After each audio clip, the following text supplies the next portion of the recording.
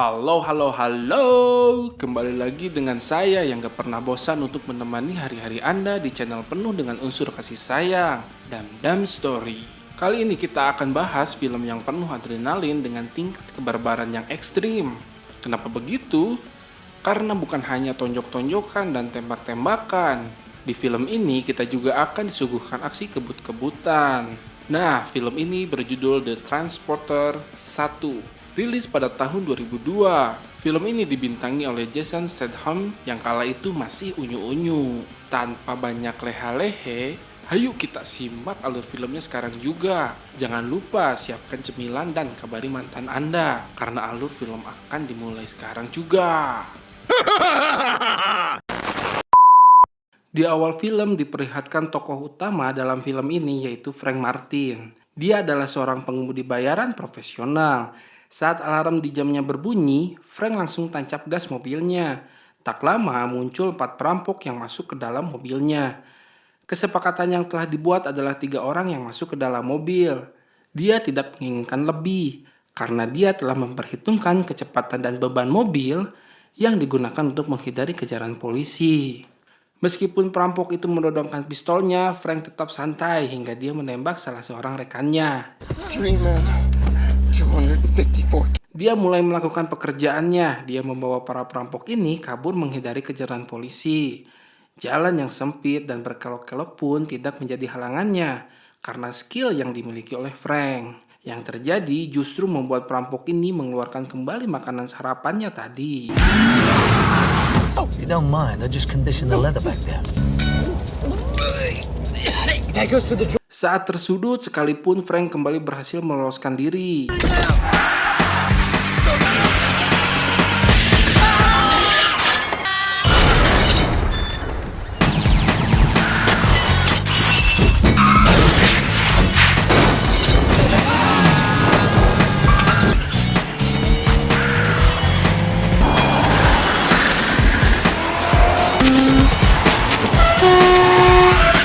Mereka pun akhirnya berhasil lolos dari pengejaran polisi hingga sampai di lokasi sesuai kesepakatan awal. Namun mereka meminta kembali diantar keluar kota. Tapi Frank tidak mau menerima pekerjaan tambahan di luar kesepakatan awal. Untuk menghilangkan jejak, dia kembali merubah plat mobilnya.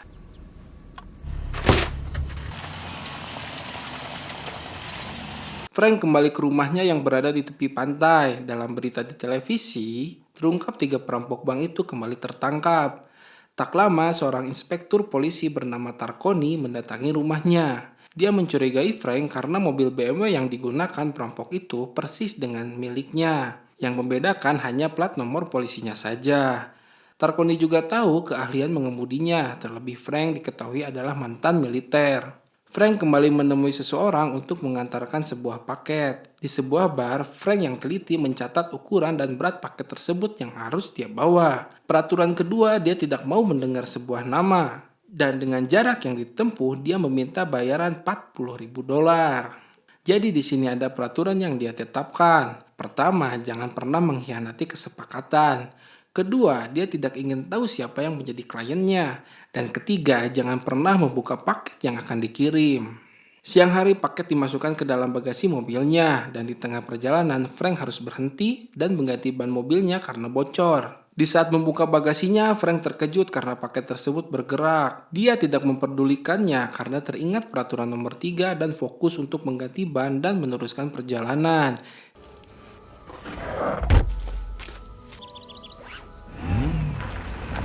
Dia sempat berhenti sejenak untuk beristirahat dan membeli minuman.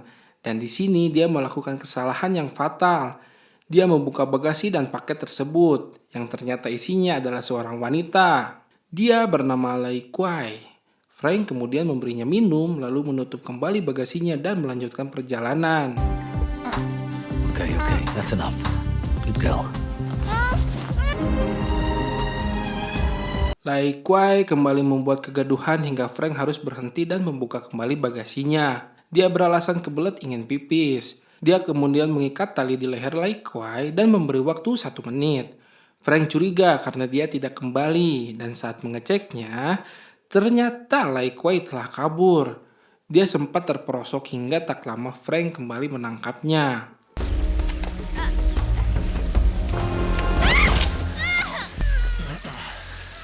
Rule 3. Saat kembali ke atas, dua orang polisi memergokinya.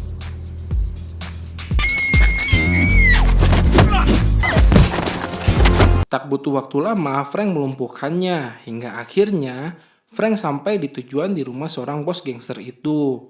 Dalam bagasi mobilnya, rupanya dua orang polisi tersebut disekap di dalamnya. Frank kemudian menyerahkan paket wanita itu. Bos gangster itu pun bertanya kepada Frank, apakah dia membuka paketnya? Dia pun menjawab, peraturan ketiga, jangan pernah membuka isi paket. Gangster itu kemudian membayarnya dan ketika akan pergi, si gangster ini meminta Frank untuk mengantarkan paket sebuah koper. Tanpa perhitungan dan pikir panjang, Frank menerimanya.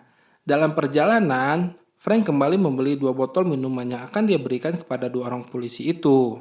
Namun tiba-tiba,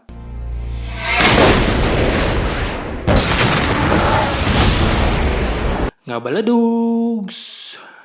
Dia yakin ledakan itu berasal dari koper yang diberikan bos gangster itu.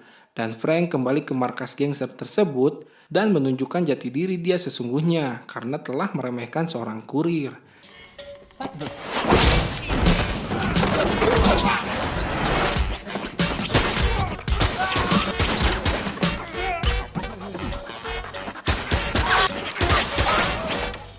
Selesai menghabisi seluruh anak buahnya, Frank tidak menemukan bos mereka. Dia pergi dengan merampas salah satu mobilnya. Frank mendadak mengerem mobilnya ketika kembali menemukan Lai Kwai berada di jok belakang. I know you wanna pee. Dia mengeluarkannya dan meninggalkannya di tengah jalan, tapi hati nurani Frank berkata lain. Dia tidak bisa begitu saja membuangnya, terlebih dia khawatir para gangster itu kembali menangkapnya. Singkat cerita, Frank kembali ke rumahnya. Dia kemudian memasakkan makanan untuk Lai Kwai. Lalu dia membuka perban di mulutnya, dan Frank hanya bertanya nama dan siapa mereka, karena prinsip Frank yang tidak mau bertele-tele. Dia kemudian pergi tidur. Lai Kwai mencoba melihat isi rumah Frank. Dia menemukan baju militer dan bintang penghargaan dari dalam kotak. Dia hanya tersenyum dan langsung tidur.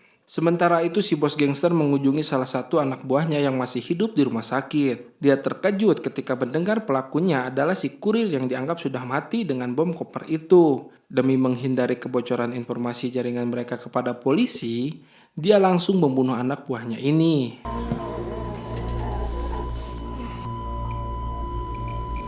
Di pagi harinya, serasa di rumah sendiri, Lai Kwai membuat kopi dan teh panas untuk Frank. Bahkan dia membuatkan kue untuk Frank. Tiba-tiba, Inspektur Tarkoni datang. Dia bertujuan untuk mengklarifikasi plat nomor yang ditemukan dalam insiden ledakan itu. Frank beralasan dia kehilangan mobilnya saat hendak mengambil barang. Lalu Tarkoni bertanya, bagaimana dia pulang dari lokasi yang cukup jauh itu? Lai Kwai langsung menyelainya dan mengatakan dia memberi tumpangan. Tarkoni lalu melihat mobilnya. Dia kembali ke kantornya dan berharap Frank dan Lai Kwai datang untuk memberi keterangan lebih lengkap. Di sini, Frank merasa ada yang aneh. Dan benar saja, sebuah rudal menghantam rumahnya dilanjutkan dengan tembakan senjata otomatis.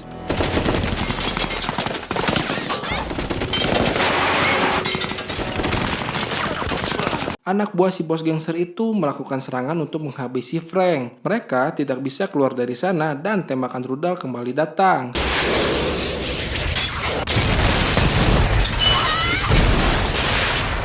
Cerdiknya Frank, dia telah mempersiapkan desain rumah ini dengan baik. Dia pun masuk ke dalam kolam yang terhubung dengan laut, termasuk peralatan menyelam yang sudah dia simpan di bawah air. Dan mereka sampai ke rumah kedua milik Frank. Karena kedinginan, Lai pun membuka bajunya, kemudian mereka pun enak-enak. Untuk menjaga nama baiknya, Frank dan Lai datang ke markas polisi dan menemui Inspektur Tarkoni. Mereka beralasan sedang berjalan di pantai dan tidak mengetahui kalau rumahnya tiba-tiba terbakar hingga rata dengan tanah. Tarkoni tentunya tidak bodoh, namun dia juga tahu Frank sangat cerdas. 5.000 selongsong amunisi ditemukan di sekitar rumahnya. Dia bertanya siapakah pelakunya. Frank kembali menjawab dia tidak tahu dan merasa tidak punya musuh. Tak lama anak buah Tarkoni datang mengatakan komisaris memintanya untuk bertemu. Rupanya Lai Kwai bukan wanita sembarangan.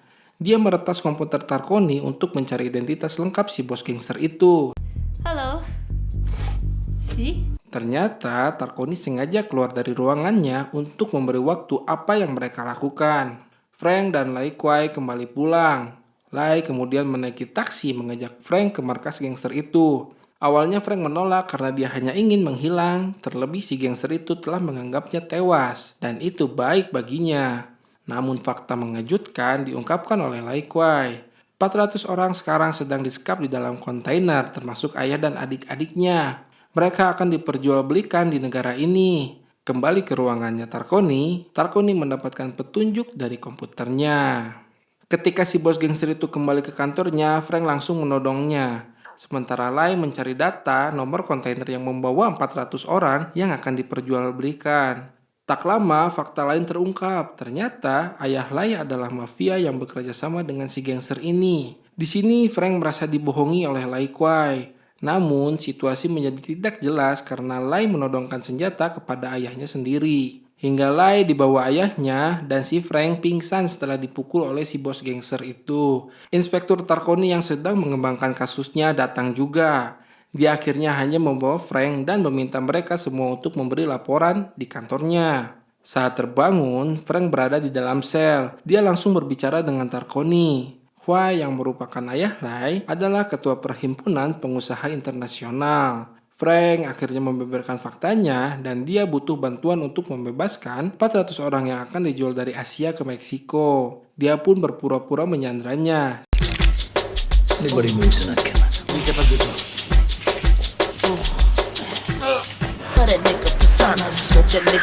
Melaju cepat sampai di sebuah pelabuhan, Frank naik ke kapalnya dan menolak pistol yang diberikan Tarkoni.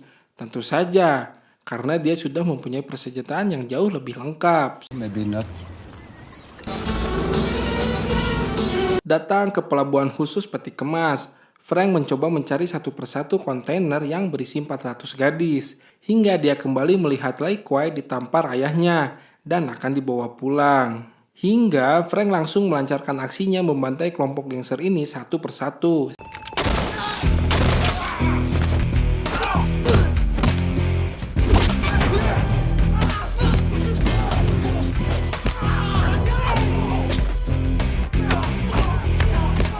Frank berusaha mengejar dua kontainer itu yang akan berangkat menuju Meksiko.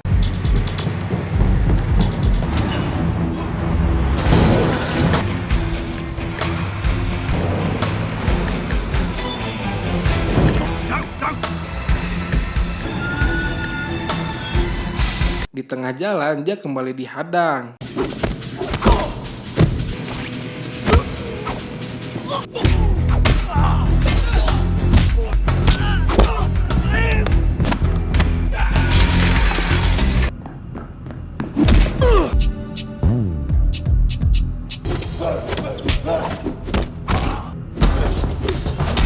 Di sini, Frank terperosok ke dalam laut dan akhirnya dia berhasil meloloskan diri.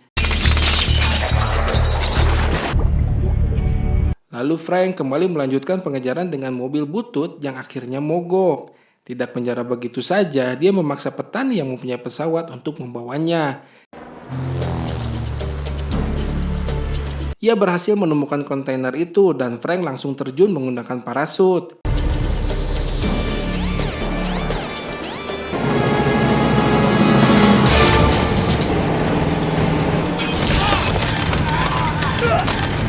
Hingga akhirnya, dia berhasil mengambil alih kontainer itu. Namun, perjuangannya belum selesai. Dia harus melumpuhkan gangster-gangster ini. Pertarungan dia dan si bos gangster berlangsung sengit.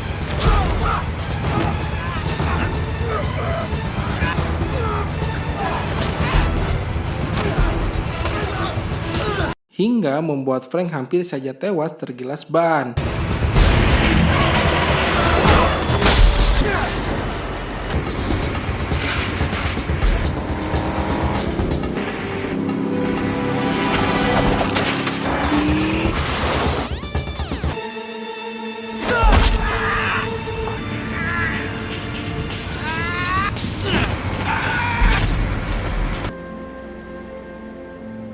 Saat memarkirkan kontainernya, Kwai datang menodongnya. Dia juga meminta anak buahnya untuk menjaga putrinya.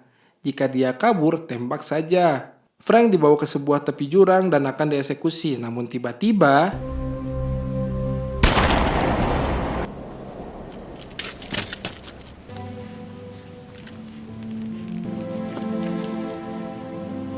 Lai Kuai datang dan menembak ayahnya sendiri. Seperti biasa, karena masalahnya sudah selesai, polisi pun datang. Dari dalam kontainer itu ditemukan ratusan orang sebelum memasuki daerah Meksiko. Dan film pun tamat, tamat, dan tamat. Nah, jadi kurang lebih seperti itu teman-teman untuk alur cerita dari film ini. Di film ini banyak sekali adegan brutal dan beradrenalin yang tidak dapat ditampilkan semuanya. Maka dari itu, kalian semua wajib nonton filmnya langsung. Dijamin jiwa barbar Anda akan merasa terpacu dan menggebu-gebu. Cukup sekian dari saya, semoga kalian semua terhibur. Jangan lupa bahagia, jangan lupa subscribe, like, komen. Kami segenap keluarga Dam Dam Story pamit undur diri. Dadah!